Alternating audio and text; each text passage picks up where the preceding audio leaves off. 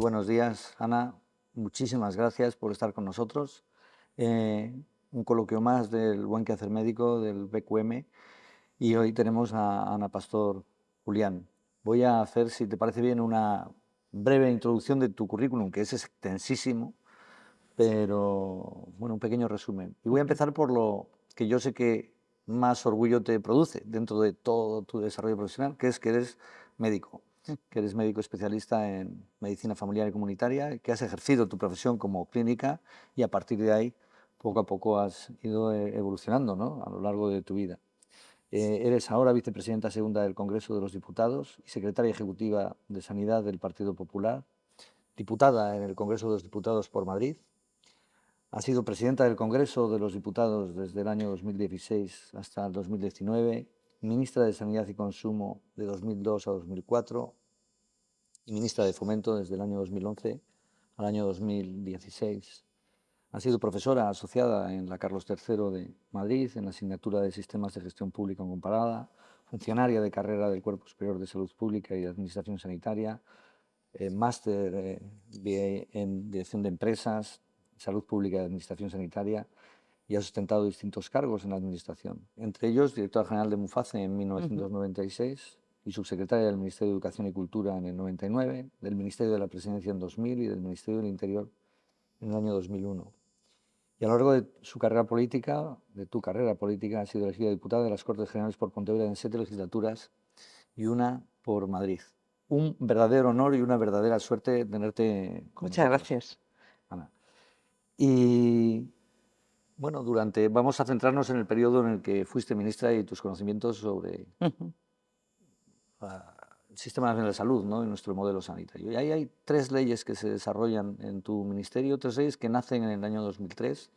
La primera de ellas es la Ley 44/2003 del 26 de mayo Ujú. de 2003, que es la Ley de Cohesión y calidad asistencial, ¿no? Esa es la primera, pero luego ya casi en menos de un mes, Ujú. ¿no?, el 21 de noviembre sacáis la Ley 45, que es la Ley de Ordenación de Profesiones Sanitarias. Poco menos de un mes después, el 16 de diciembre de 2003, sacáis la última ley, que es la del Estatuto Marco, ¿no?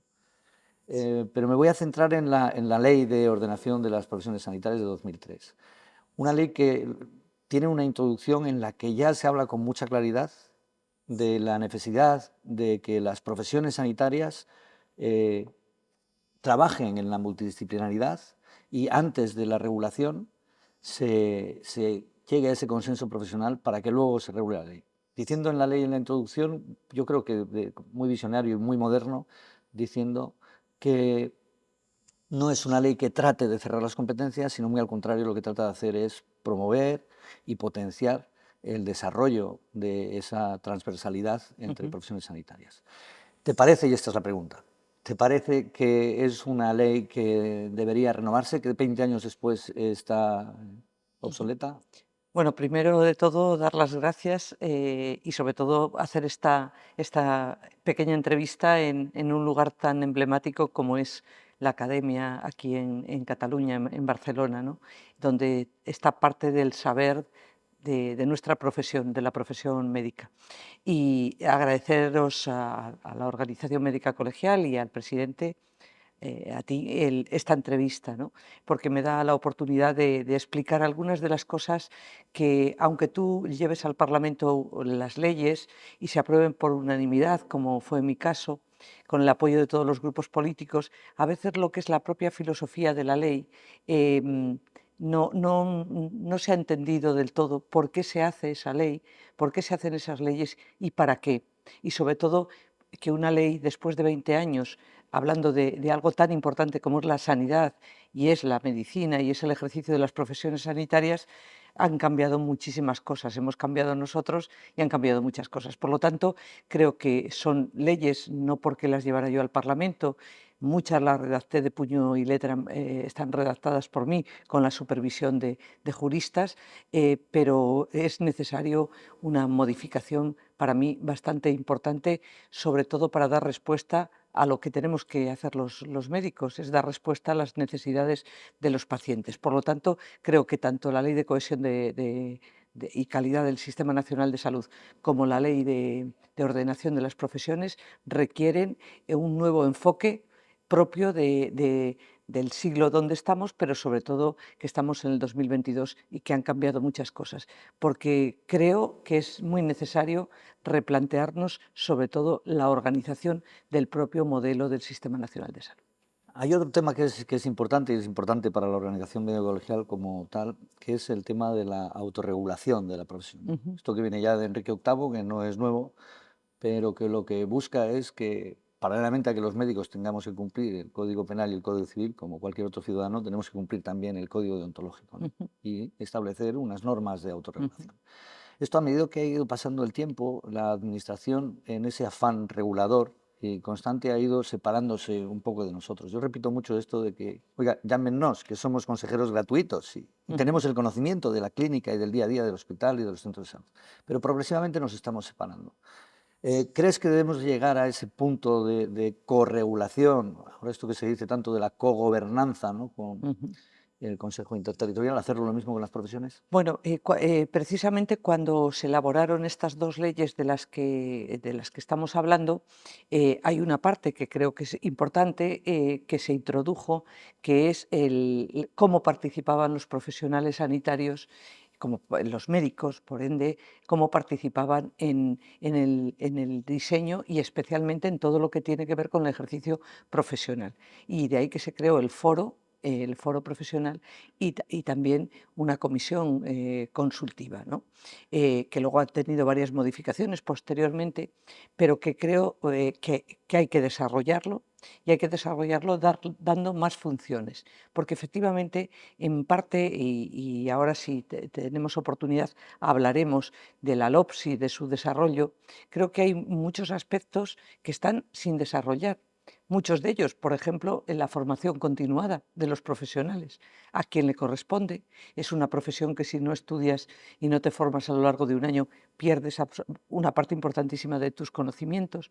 Y por lo tanto, es muy importante que las corporaciones profesionales, las sociedades científicas, participen de una manera activa en el diseño y desarrollo del ejercicio profesional, en todo lo que tiene que ver, que también está recogido en la ley que llevamos al Parlamento y que se aprobó por unanimidad, que es en la parte de la formación de los profesionales, hay una parte que es de contenidos puramente científico-técnicos, médicos, y hay otra parte que tiene que ver con las actitudes. Pero sinceramente creo que en este Real Decreto, después de 20 años que ha desarrollado la ley, la LOPS, hay muchos espacios vacíos.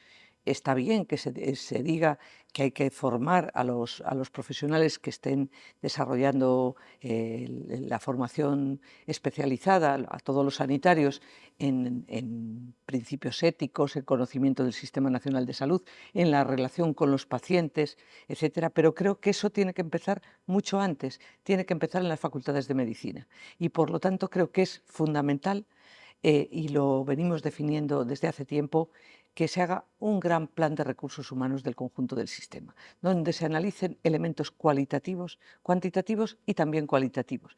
Y las cosas que escucho a veces parecería que están pensadas para el problema de hoy, Mm. pero yo creo que tenemos que tener la responsabilidad de pensar sobre todo en hoy, pero también en el mañana. Y por tanto, hay que desarrollar un modelo en el que participen los profesionales, que diseñe la parte cuantitativa de recursos del sistema y en la parte cualitativa nos tenemos que plantear también qué queremos que sea y cómo esté diseñada la formación de nuestros profesionales, cómo tiene que ser la evaluación y cómo tiene que ser, hay que perfeccionar el sistema MIR, lo que nos ha pasado de plazas vacantes, esto no es de recibo.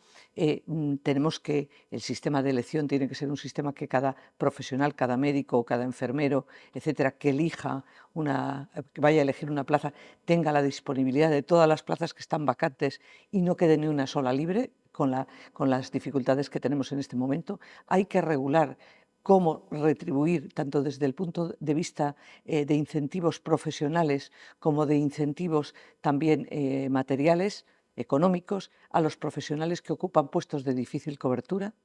hay que reestructurar el papel que tiene la relación primaria especializada, hay que dotar a los médicos de atención primaria de muchos más recursos tecnológicos que están disponibles para que puedan, sobre todo en una población envejecida, tener recursos suficientes para hacer para lo que están formados. Tenemos, hablo de los médicos mejor formados de la historia de España, pero tenemos que salen del hospital y se encuentran con que tienen que hacer tareas burocráticas y no tareas para las que se han formado. Por lo tanto, ahí hay una panoplia de iniciativas que hay que llevar adelante, que no son una ni dos, ni son parches, pero volviendo a tu pregunta inicial, presidente, creo que la participación de los profesionales es en este momento bastante escasa y limitada.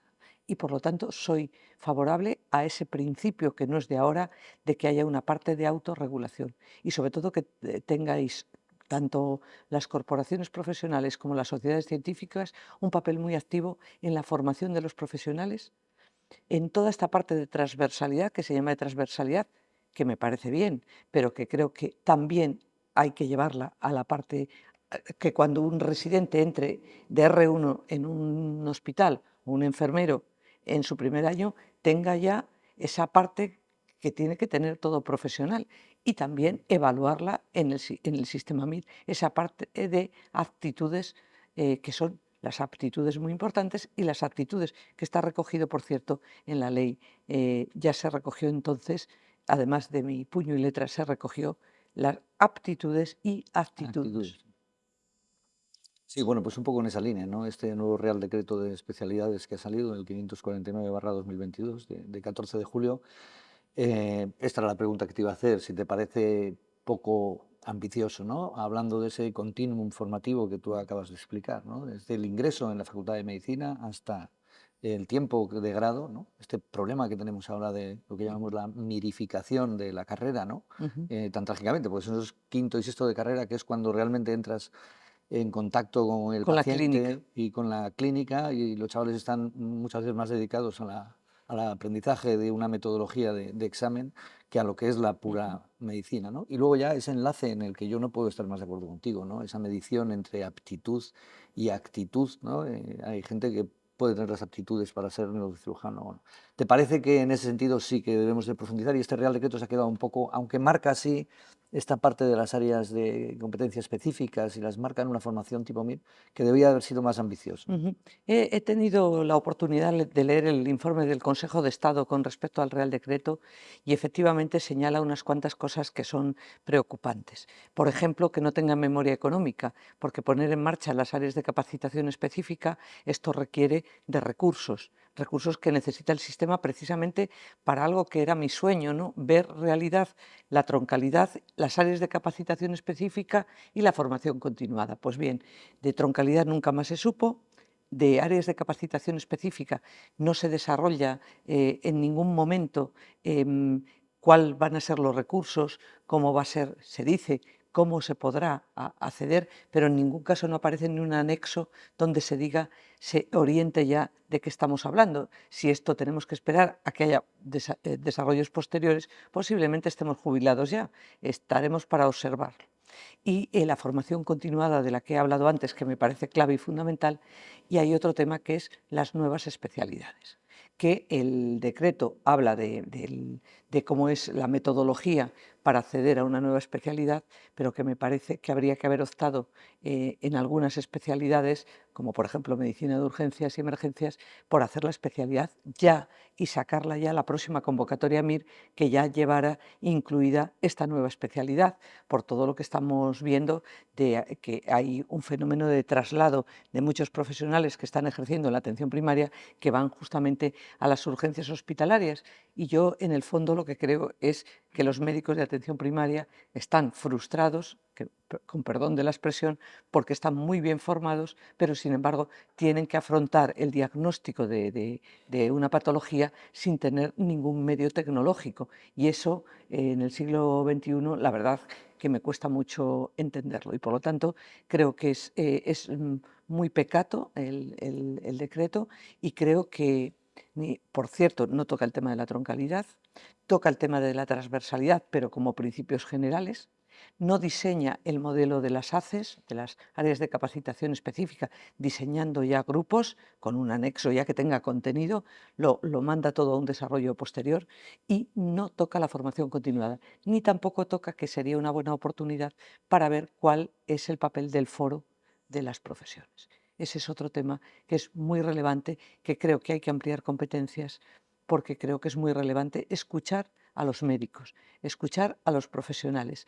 ¿Por qué? Pues porque la sanidad no puede ser una cuestión política, esto no es cuestión política.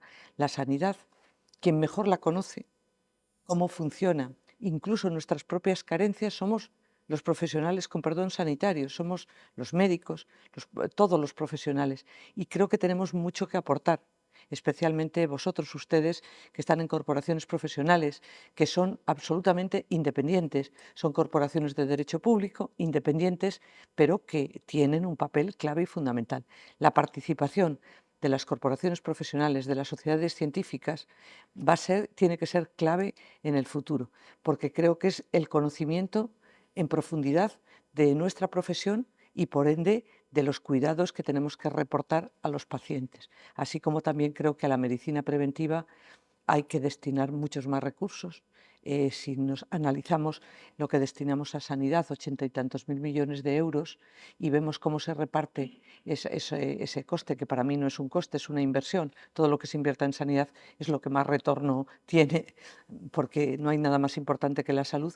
Yo creo que lo más importante es analizar los recursos que destinamos a primaria, que son bastante escasos, y a medicina preventiva, a prevenir. Y por lo tanto, creo que tenemos que darle una reflexión al conjunto del sistema.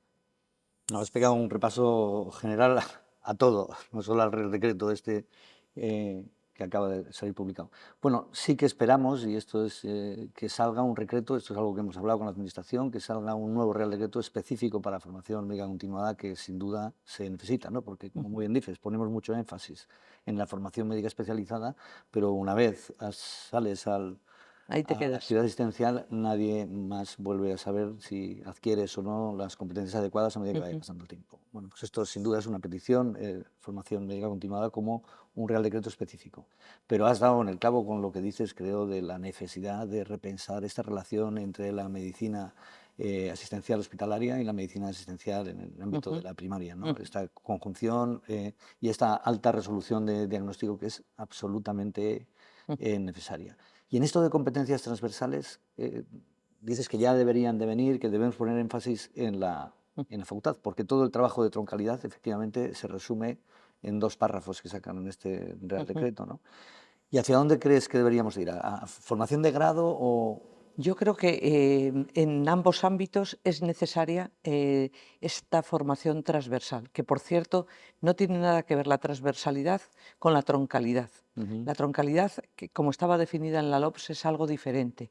Es esa parte común que debemos de tener, que deberíamos de tener por las grandes áreas de la medicina, esa formación y además que sea continuada, una formación común.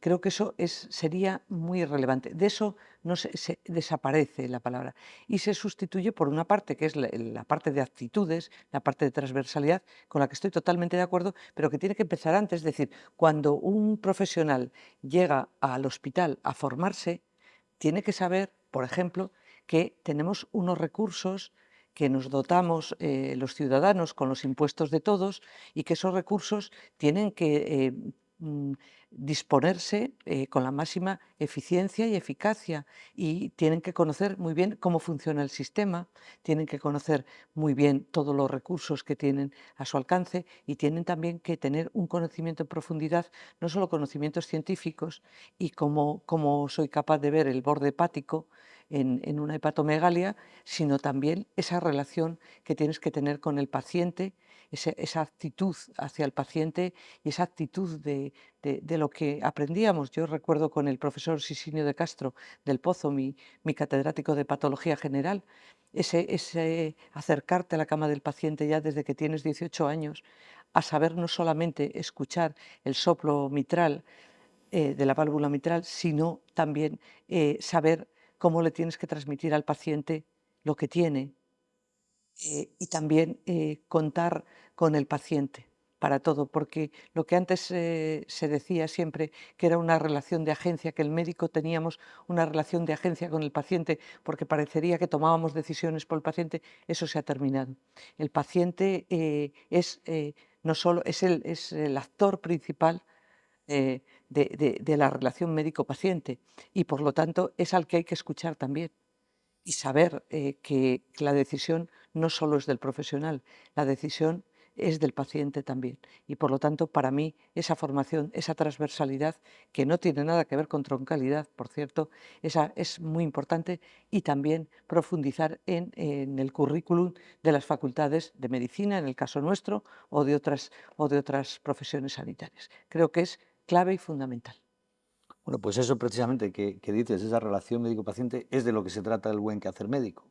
En el buen quehacer médico tenemos varias líneas de acción y uno de ellos precisamente es el BQM en acción que llamamos, ¿no? Que mediante viñetas y de manera muy intuitiva lo que tratamos de enfatizar es esa relación médico-paciente y no el caso clínico en sí, ¿no? Sino cómo el médico es capaz de solucionar esa mm, trascendencia que tiene esta relación médico-paciente. Agradecerte muchísimo Nada, al tu contrario, tiempo, tu viaje, sé que estás ocupadísima y sobre un placer. todo agradecerte que te sientas tan médico y que acudas siempre que te llamamos desde la Organización Médico Colegial. Muchas gracias, Ana. A vosotros, a la Organización Médica Colegial, a la Academia, que estoy encantada de estar aquí, aunque hace calor, si se nos ve sudorosos es porque la temperatura ambiente es alta, pero muy agradecida y la verdad que cuando me preguntan, ¿y usted qué es? Yo solo soy médico. Muchas Muchas gracias. gracias, Ana.